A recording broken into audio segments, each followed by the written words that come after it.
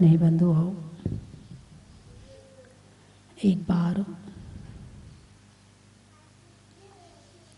एक संपन्न परिवार की लड़की की शादी दूसरे संपन्न परिवार में हुई। पीहर परिवार में कुछ समय के पश्चात घाटा पड़ गया। गाड़ी, बंगला, कोठी सब बिक गई।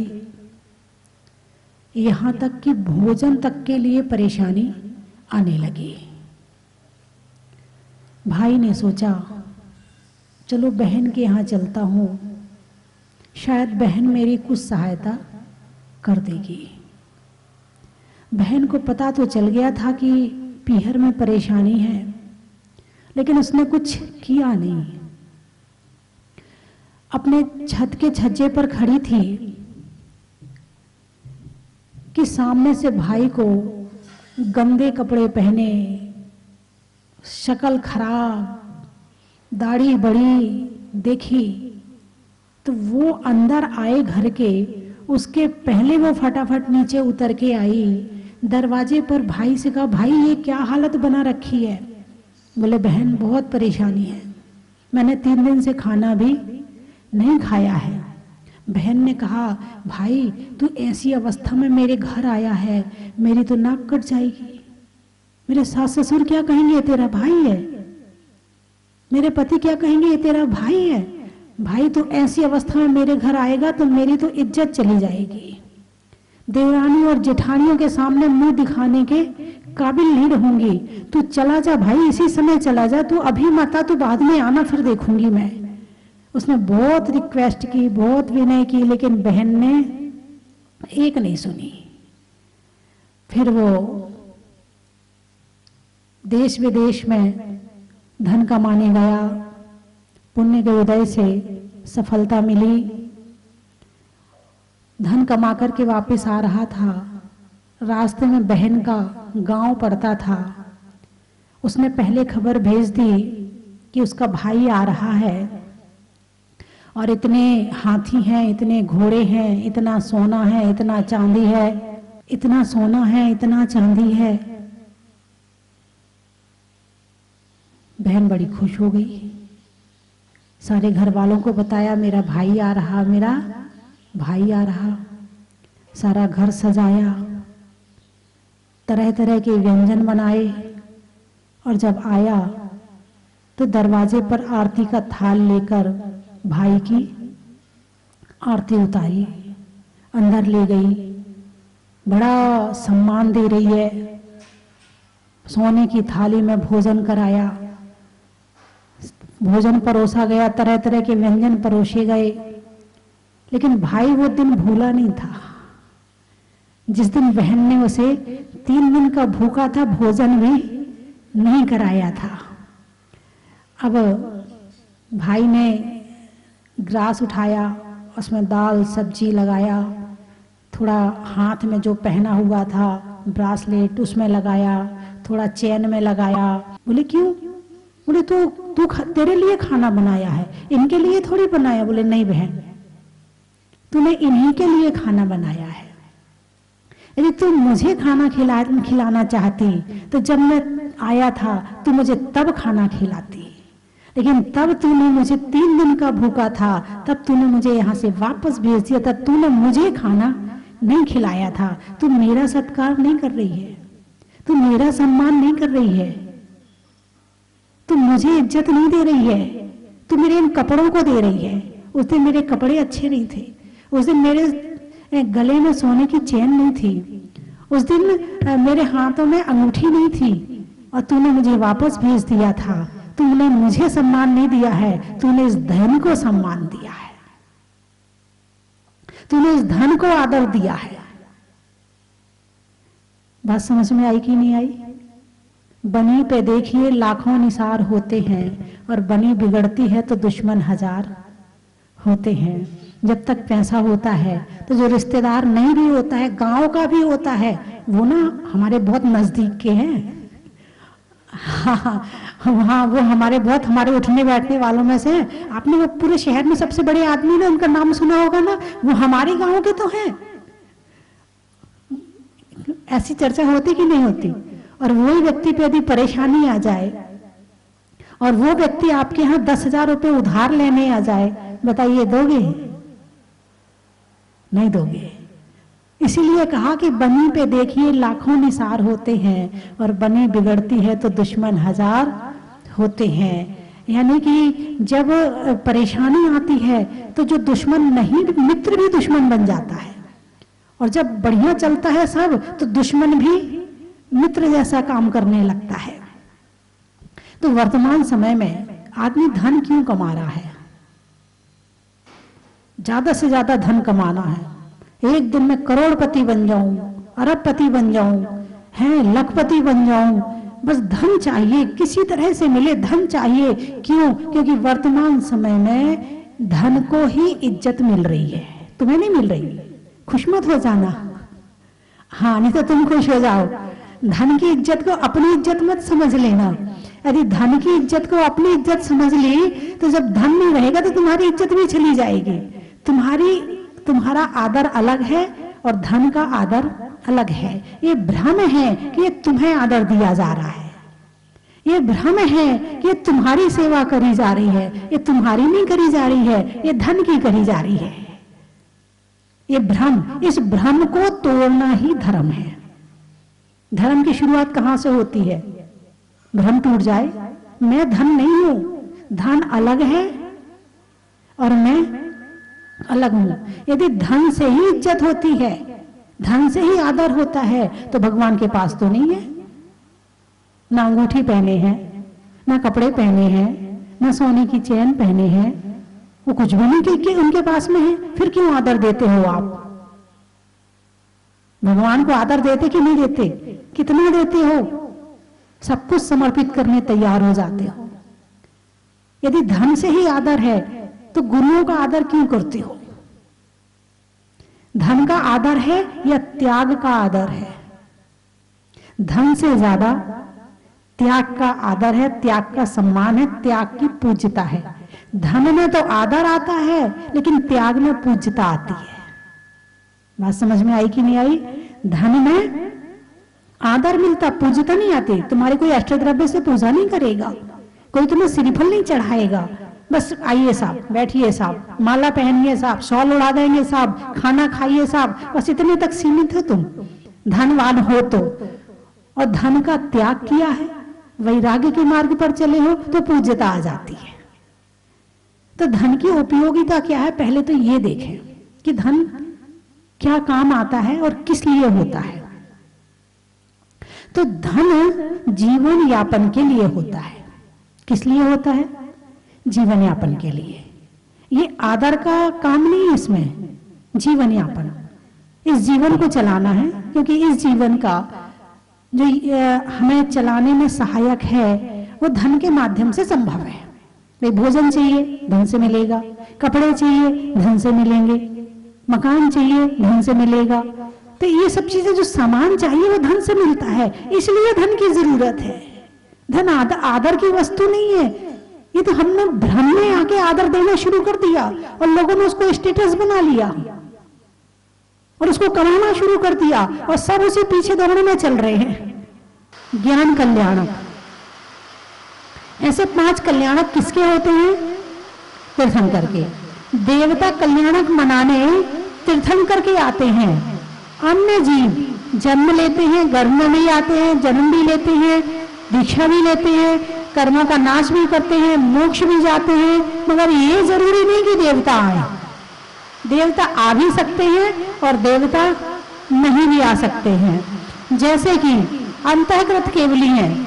अब किसी दुश्मन ने उन्हें पहाड़ से पटका समुद्र में, उनने वो ध्यान से विचलित नहीं हुए और समुद्र में पहुंचे, उसके पहले ही उन्हें केवल ज्ञान हो गया और मोक्ष की प्राप्ति हो गई। अब जो समुद्र में जाएगा उनका शरीर जाएगा, अब वो आत्मा तो मोक्ष में चली जाएगी। अंतःकृत केवली, इसे क्या कहा है? अंतर मुहूर्त में होने वाले केवली को अंतःकृत केवली कहा। जैसे कि सिगड़ी रख दी थी सिर पर, पांडवों को लोहे के गर्म गहने पहना दिए थे तो उनका भी हो गया था, तो मोक्ष गए। 2 सर्वार्थ सिद्धि गए और 3 मोक्ष गए थे। तो केवली समा मूक केवली, मूक केवली पता किसे कहते हैं? जो केवल ज्ञान होने के बाद उपदेश नहीं देते हैं, लेकिन इनके अपने सुख में कोई कमी नहीं है, दूसरों को कुछ नहीं मिल रहा है, उनका अपना सुख तो पूरा है, बराबर है, कमी नहीं है, वो अपने ध्यान में लीन है, लेकिन बस वो उपदेश नहीं देते हैं, उनकी दिव्य ध्वनि नहीं खिलती है, तो उन्हें कहते हैं मूक केवली। उपसर्ग केवली, उपसर्ग होने के बाद में जिन्हें केवल ज्ञान की प्राप्ति होती है वे उपसर्ग केवली। बहुत सारे हैं जिन्हें उपसर्ग होने के बाद केवल ज्ञान की प्राप्ति हुई।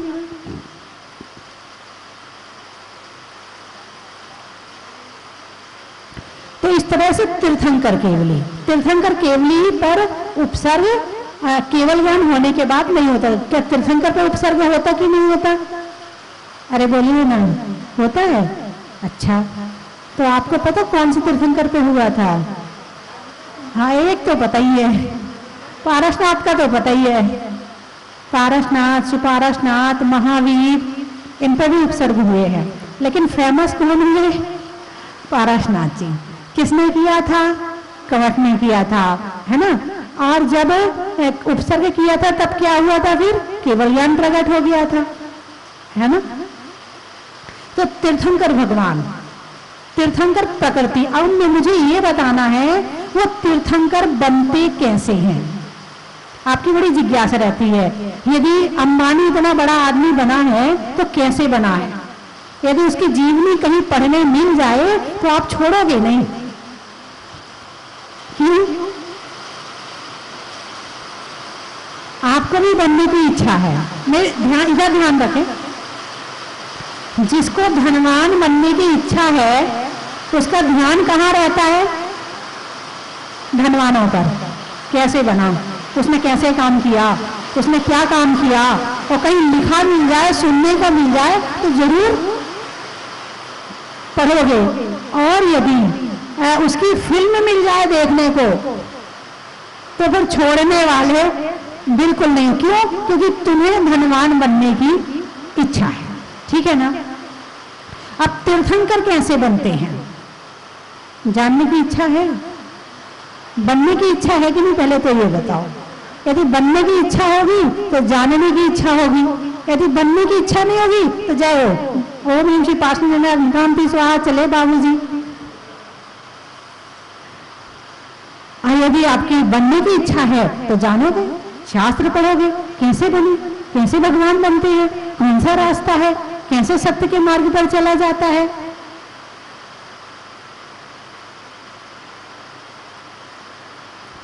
अरे भाई सुनो, बैठ जाओ, कहीं नहीं जा रही।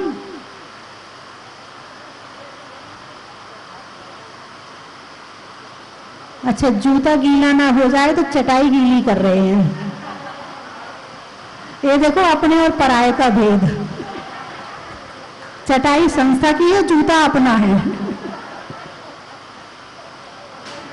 चटाई खराब हो जाएगी तो मेरी नहीं, मगर जूता तो मेरा है ना।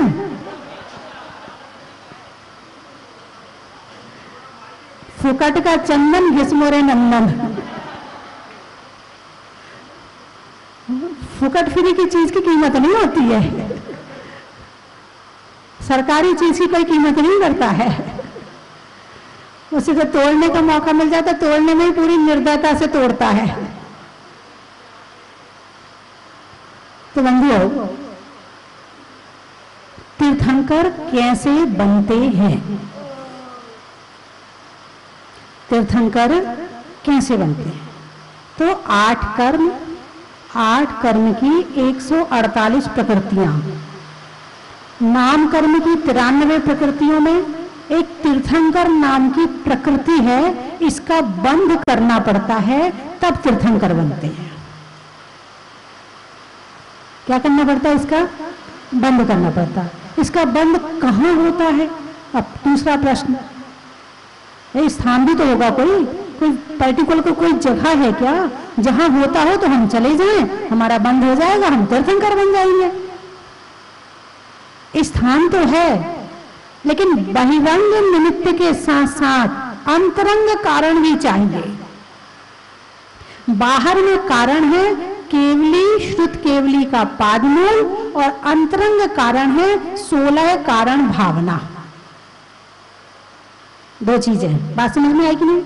केवली के चरणों में बहुत जीव जाते हैं, मात्र केवली के चरण ही कारण नहीं है, हमारी भावनाएं भी कारण है। और कितनी? 16 है। कितनी? 16 कारण भावनाएं। अब केवली और शुद्ध केवली के चरण ही क्यों चाहिए? मंदिर में भा लेते ये भावना, तो हम कहीं पहाड़ में जाके एकांत में भा लेंगे ये भावना? बोले नहीं, केवली शुद्ध केवली के पादमूल में इतनी विशुद्धि बनती है, इतने विचार शुद्ध होते हैं, इतने भाव शुद्ध होते हैं, इतनी भावनाएं उमड़ती हैं कि ये काम वही हो सकता है, कहीं और नहीं हो सकता है। आप देखिए क्षेत्र का प्रभाव, केवली शुद्ध केवली का प्रभाव कि कहीं और तीर्थंकर प्रकृति का बंध नहीं हो सकता है। अब आप यहां बैठे हैं, आपके भाव कैसे हैं? विशुद्ध है। घर में होते तो इस समय आपके क्या भाव हो रहे होते?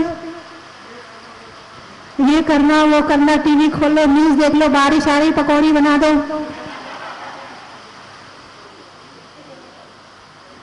यहां तो ना आपको खाना याद आ रहा, ना पीना याद आ रहा, ना ठंड लग रही, आराम से बैठे हैं।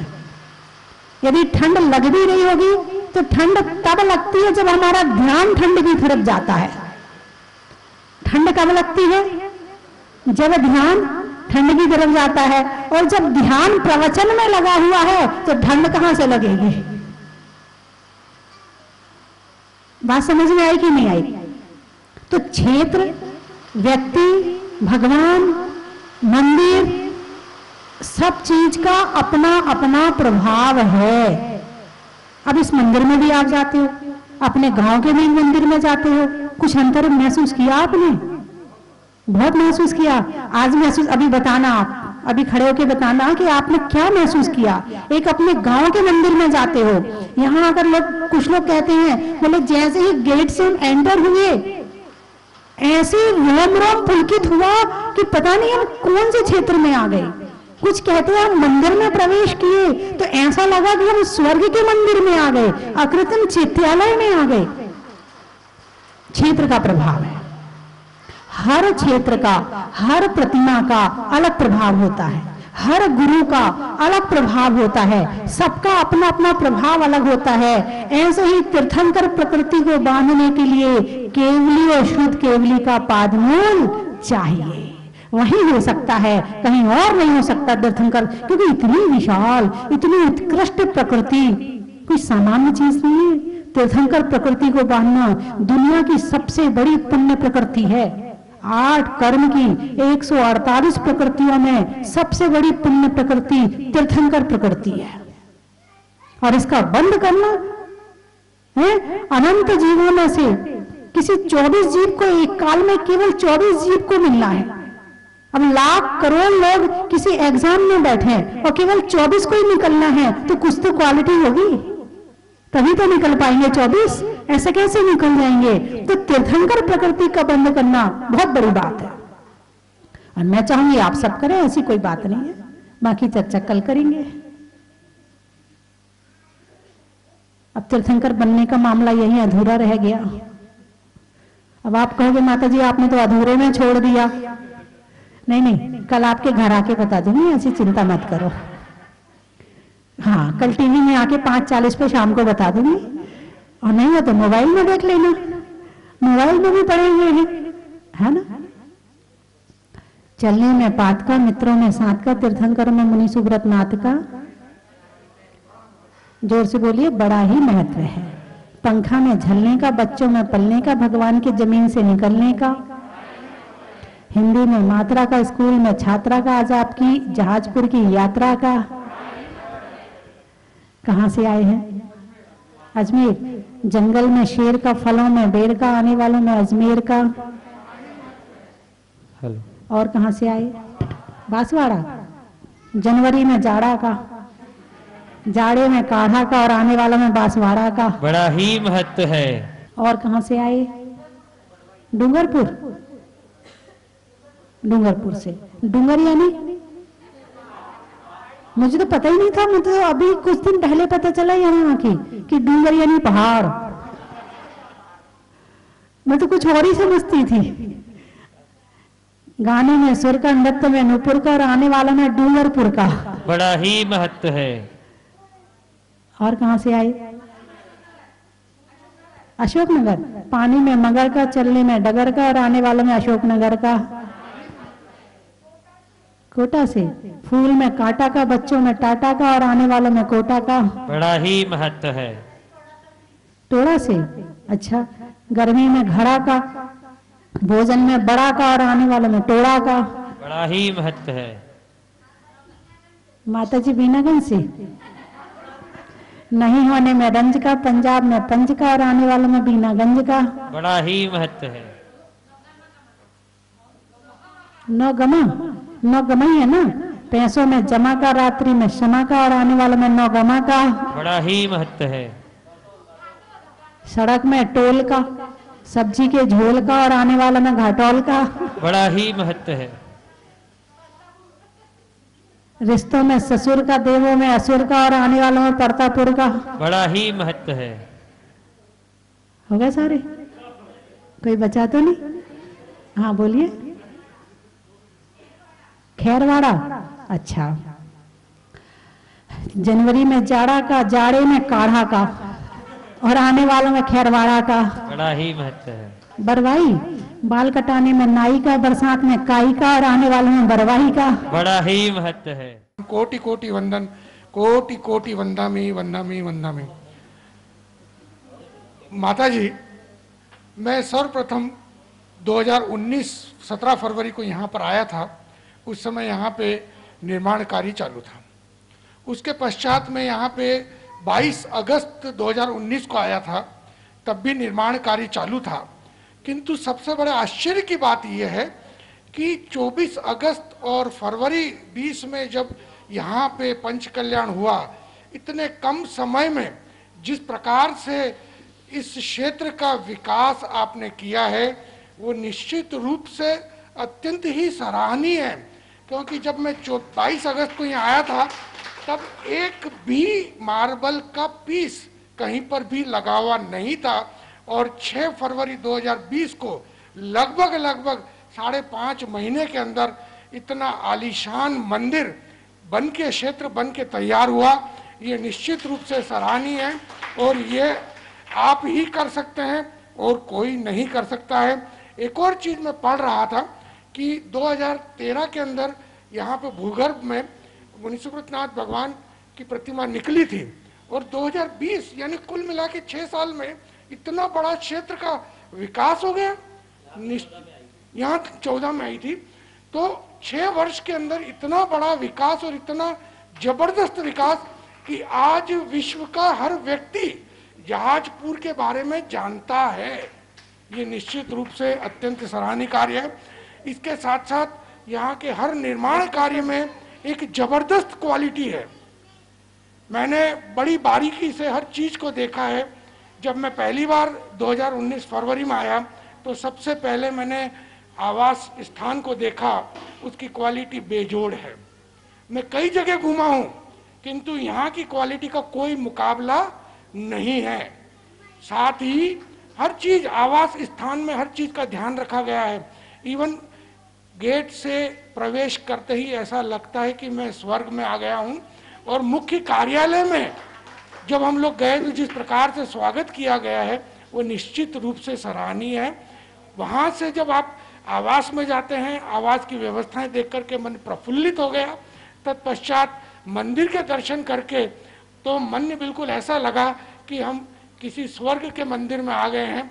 और जैसा कि माता जी ने बोला, गुरु माँ ने बोला कि आपके मंदिर में जहाँ रोज जाते हैं और यहाँ में क्या अंतर है, दोनों में बहुत अंतर है। वहाँ तो हमें ऐसा लगता है हम रोज ही आते हैं, किंतु यहाँ आके ऐसा लगा कि हम स्वर्ग के किसी स्थान पे, ऐसे स्थान पे आए हैं जहाँ से जाने का मन ही नहीं करता है। इन्हीं अपने शब्दों के साथ में मैं पुनः वंदामी लगभग फर्स्ट गेट देखा था, वहाँ से ऐसा हुआ कि कहाँ पे हैं हम, पता ही नहीं चला। उसके बाद फिर अंदर गए, वहाँ का पूरा एनवायरनमेंट ऐसा लगता है कि अपने हृदय को कहीं ना कहीं वो करता है। फिर भी ये क्षेत्र दिन दूनी रात चौगुनी तरक्की करे, यही हम सबकी मंगल कामना। जय जय। एंटर होते ही इतनी पॉजिटिव एनर्जी यहाँ पर मिली हमें, मतलब कि मन किया कि सबसे पहले हम बस सीधे मंदिर में प्रवेश करें ताकि मुनि सुव्रतनाथ भगवान का दर्शन हो सके। जिस शेप में ये मंदिर बना है बहुत ही सराहनीय है। इसमें चारों तरफ रात को तो ऐसे लगता है बिल्कुल स्वर्ग में ही आ गए हम, इतना दर्शनीय, मतलब बहुत ही अच्छा लगा हमें। यहाँ आके कैसा लगा?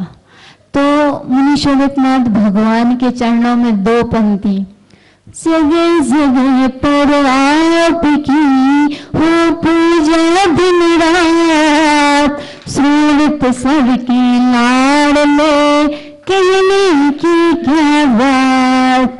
मुनि सुव्रतनाथ भगवान 24 तीर्थंकरों में सबसे वर्तमान में सबसे लाडले मुनि सुव्रतनाथ भगवान ही हैं। और अभी वर्तमान में जहाजपुर वास्तव में सबसे लाडला हो गया, नहीं हो गया, सबसे लाडला हो गया, क्योंकि नई चीज सबको आकर्षित करती है कि नहीं करती है। और हमारी भी भावना थी कि एक बार बहुत सुना था जहाजपुर के मंदिर के लिए भी और भगवान के लिए भी। मुझे नहीं पता था कि माता जी यहाँ हैं, लेकिन यहाँ आके माता जी का वात्सल्य मतलब बहुत रहा हम लोगों के ऊपर। इसलिए हम लोग एक दिन के लिए आए थे और परिस्थिति ऐसी आ गई कि 3 दिन तक रुकना पड़ा। और आज भी माता जी कह रही हैं ऐसी बारिश हो रही है, मौसम खराब है, कैसे जाओगी? अब भगवान के ज्ञान में क्या पता क्या झलका है क्या नहीं झलका है, लेकिन यहाँ आके वास्तव में बहुत अच्छा लगा। परिणामों में भी निर्मलता आई, विशुद्धि बहुत बड़ी, बहुत अच्छा लगा कि भगवान आप तो संसार से पार हो गए, लेकिन हे भगवान हमारा भी ऐसा दिन कब आएगा कि हम इस संसार से क्या हो जाएंगे, आपके समान बन जाए, हमें भी वह सिद्ध अवस्था को प्राप्त हो जाए। और कहते हैं कि भावना भवनाशिनी होती है और भावना भववर्धिनी होती है। हमारी जैसी भावना होती है वैसे हमारे परिणाम होते हैं, और जैसे हमारे परिणाम होते हैं वैसे हमें उसका फल मिलता है। एक बार इंग्लैंड के बादशाह ने अपने राजा से पूछा, इंग्लैंड का बादशाह था, वहां का एक व्यक्ति था, उस व्यक्ति ने अपने बादशाह से पूछा, बादशाह आप ये बताओ कि भारत का राजा, वहां बादशाह बोला जाता है और अपने यहाँ भारत का राजा इतने दिन क्यों जीता है, और हमारे इंग्लैंड विदेश में हमारा बादशाह जल्दी क्यों मर जाता है, इसका उत्तर आप हमें दीजिए। जहाज में पूरी व्यवस्थाएं होती हैं, जैसे अपने मंदिर में ही सब पूरी व्यवस्थाएं हैं, शांति धारा करने की और पूजन के वस्त्र पहनने की, पूजन करने की, थाली की, ऐसे ही वहां जहाज में पूरी व्यवस्थाएं होती थी और कई दिन लग जाते थे यहाँ आने के लिए। और एक दिन ऐसा हुआ कि पूरी सोचते सोचते वो लोग कहाँ आ गए, भारत में आ गए। जैसे तुम लोग सोचते सोचते जहाजपुर जाना और आज जहाजपुर आ गए, ऐसे ही वो लोग भी सोचते सोचते भारत आ गए।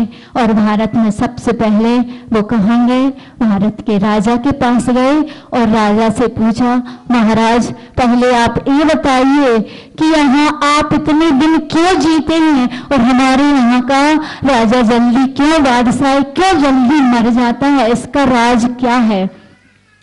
तो भारत के राजा ने कहा, अभी तुम लोग कई दिनों से चलते चलते आ रहे हो, थक गए होगे, अभी विश्राम कर लो।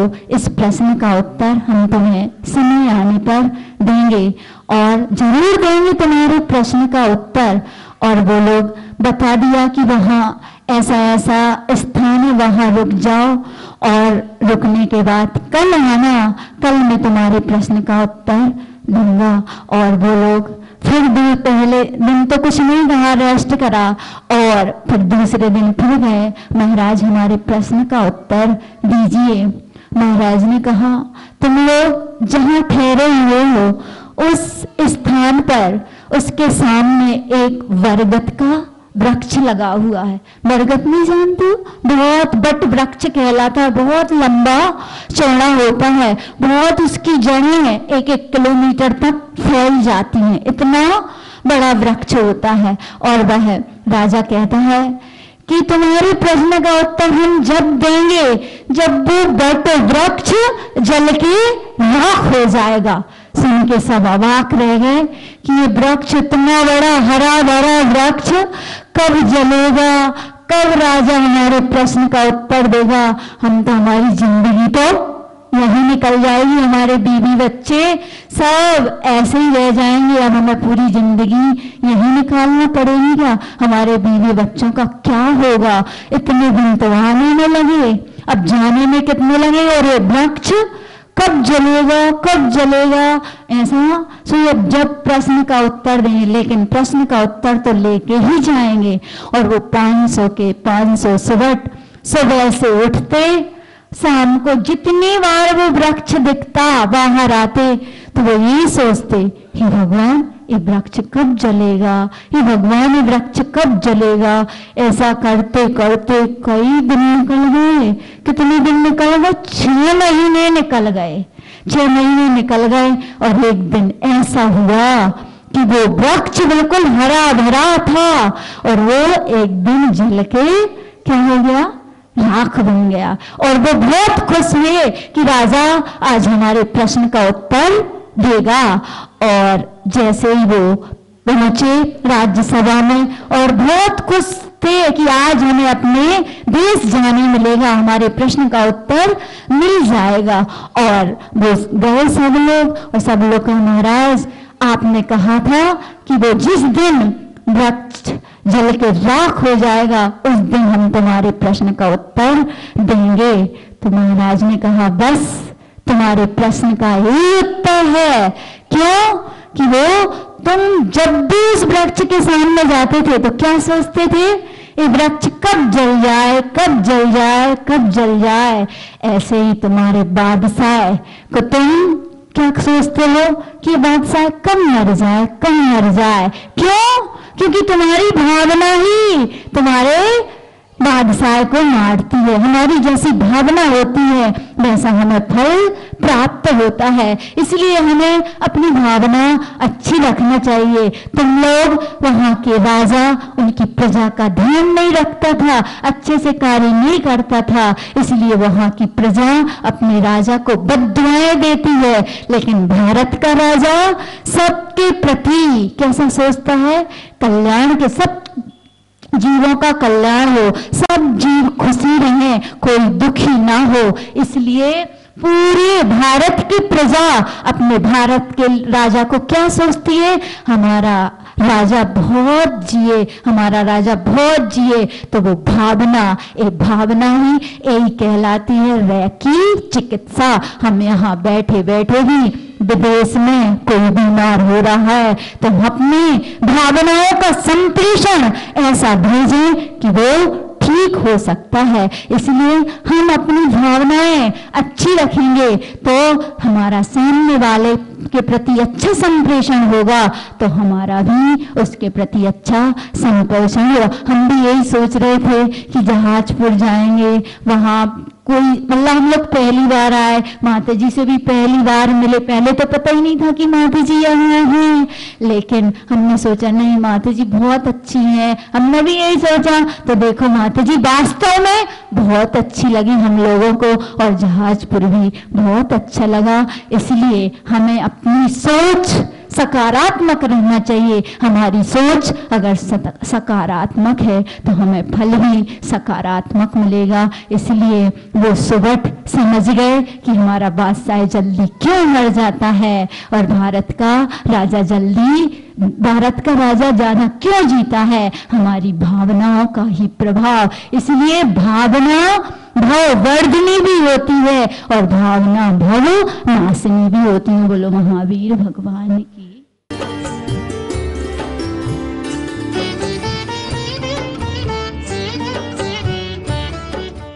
कंचन की थाल को सजाओ रे आज, रत्नों की थाल को भर लाओ रे आज। आओ आओ करे रे गुणगान आरती भगवन की। आओ आओ करे गुणगान आरती भगवन की। आओ आओ करे रे गुणगान आरती भगवन की।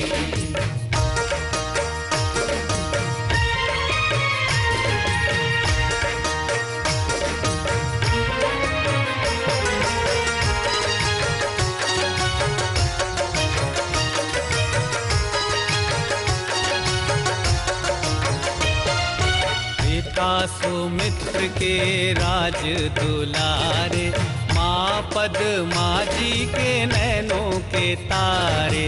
पिता सुमित्र के राज दुलारे, माँ पद्मा जी के नैनों के तारे।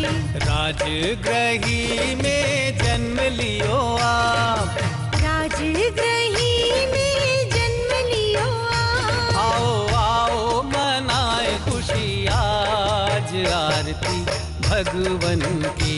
आओ आओ करे गुणगान आरती भगवन की। आओ आओ करे गुण